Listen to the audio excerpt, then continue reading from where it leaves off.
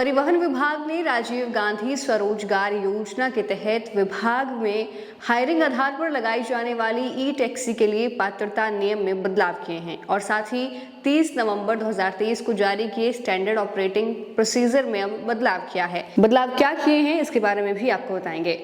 प्रधान सचिव परिवहन आरडी नजीम की ओर से अधिसूचना जारी की गई है और अधिसूचना के अनुसार ई टैक्सी के लिए आवेदन करने वाले युवाओं के पास ड्राइविंग एक्सपीरियंस कम से कम 7 साल का होना चाहिए। इसके अलावा जारी अधिसूचना के अनुसार सिर्फ बोनाफाइड हिमाचली ही ई टैक्सी के लिए आवेदन कर सकता है।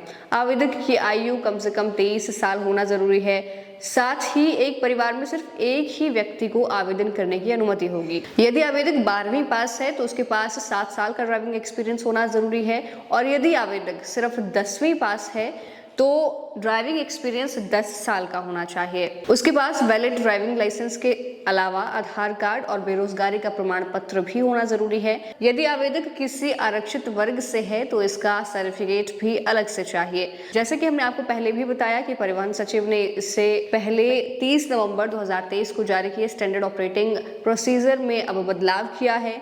गौरतलब है कि ई टैक्सी स्कीम के लिए परिवहन विभाग ने आवेदन की जो विंडो निकाली थी उसमें 600 से ज्यादा युवाओं ने इसके लिए आवेदन किया था। वर्तमान में करीब 111 सरकारी महकमे ई टैक्सी हायर करने के लिए इच्छुक हैं, इसलिए परिवहन विभाग इस स्कीम का दूसरा चरण भी शुरू कर सकता है।